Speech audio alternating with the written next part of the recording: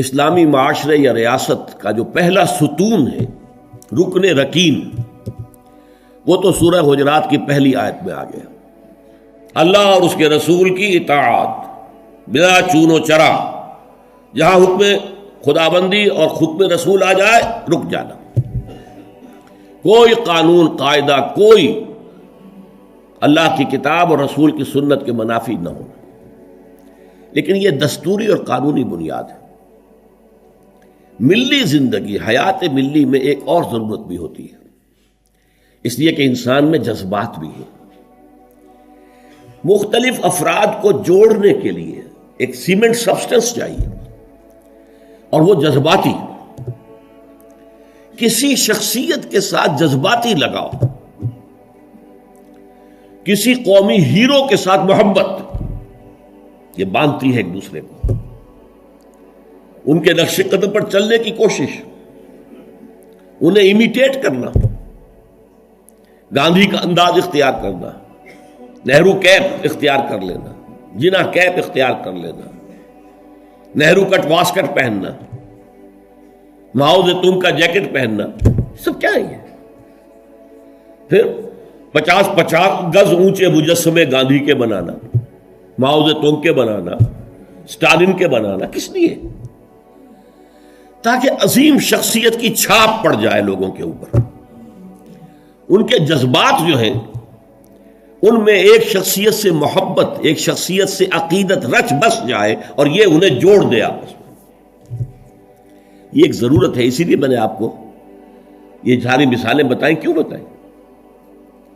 یہاں تک کہ اگر کوئی ہیرو نہ ہو تو ہیرو بنانا پڑتا ہے، تاکہ اس ہیرو کی ہیرو ورشپ، تو ورشپ کا لفظ تو بہرحال ہمارے لیے درست نہیں ہے، لیکن اس ہیرو سے محبت، اس کے اتباع کا جذبہ، اس کا احترام، اس کا ادب، یہ در حقیقت انسانی ثقافت اور تہذیب کی بنیاد بنتی ہے۔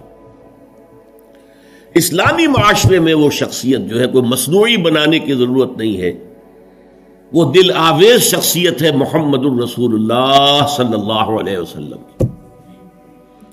ان کی محبت، اللہ کی محبت کے بعد رسول کی محبت، اور پھر ساری محبتیں ان کے تابع۔ حضور نے فرمایا لا یؤمن احدکم حتی اکون احب الیہ من والدہ وولدہ والناس اجمعین، تم میں سے کوئی شخص مومن نہیں ہو سکتا جب تک کہ میں اسے اس کے والدین سے، اس کے بیٹوں سے اور تمام انسانوں سے بڑھ کر محبوب نہ ہو جاؤں۔ اور قرآن مجید میں آپ کو معلوم ہے آیت نمبر 24 سورہ توبہ کی، وہاں تو بہت زبردست دھمکی آئی ہے۔ قُلْ إِنْ كَانَ آبَاؤُكُمْ وَأَبْنَاؤُكُمْ وَإِخْوَانُكُمْ وَأَزْوَاجُكُمْ وَعَشِيرَتُكُمْ وَأَمْوَالٌ اقْتَرَفْتُمُوهَا وَتِجَارَةٌ تَخْشَوْنَ كَسَادَهَا وَمَسَاكِنُ تَرْضَوْنَهَا أَحَبَّ إِلَيْكُم مِّنَ اللَّهِ وَرَسُولِهِ وَجِهَادٍ فِي سَبِيلِهِ فَتَرَبَّصُوا حَتَّىٰ يَأْتِيَ اللَّهُ بِأَمْرِهِ وَاللَّهُ لَا يَهْدِي الْقَوْمَ الْفَاسِقِينَ۔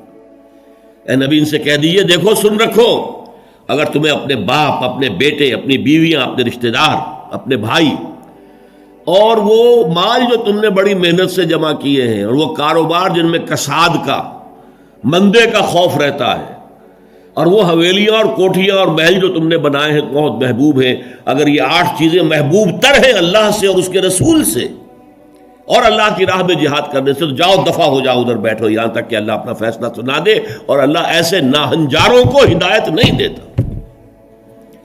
تو یہ ہے در حقیقت دوسری شخصیت مسلمانوں کو جذباتی طور پر ایک دوسرے قریب لانے کی۔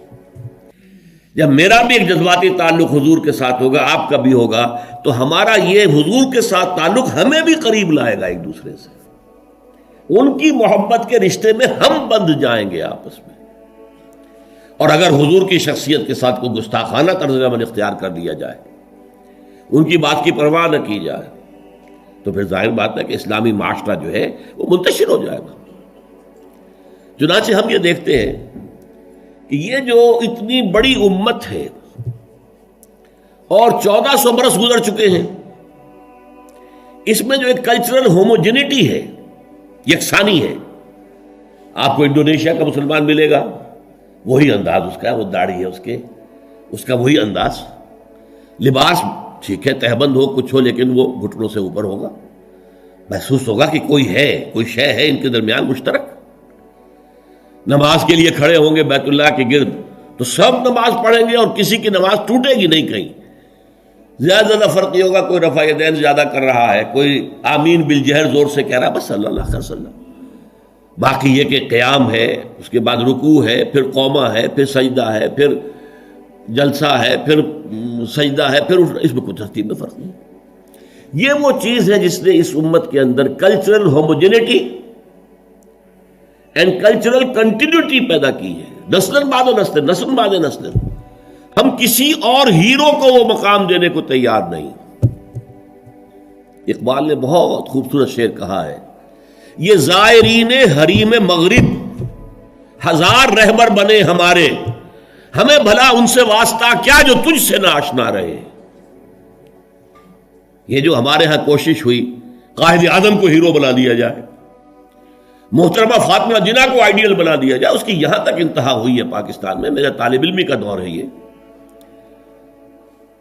کہ ایک صاحب نے لکھا تھا، آج کی عورت کے لیے فاطمہ بنت محمد نمونہ نہیں ہے، نمونہ فاطمہ جناح ہے۔ انا للہ و انا الیہ راجعون کہ نسبت خاک رابہ عالم پاک، ان کا اپنا مقام ہے، انہوں نے قائد اعظم کی جیسے خدمت کی ہے، ساتھ دیا ہے ساری عمر، ہم ان کی قدر کریں گے، لیکن ہمارے لیے قابل اقتداء،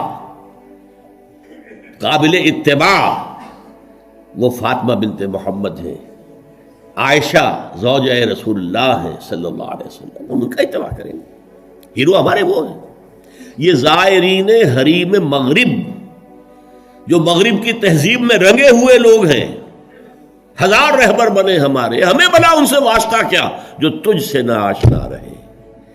ہمارے لیے تو در حقیقت ایک معیار ہوگا، محمد سے جو جتنا نزدیک، ہمارے دلوں میں اتنی ہی اس کی قدر و قیمت ہوگی، محبت ہوگی۔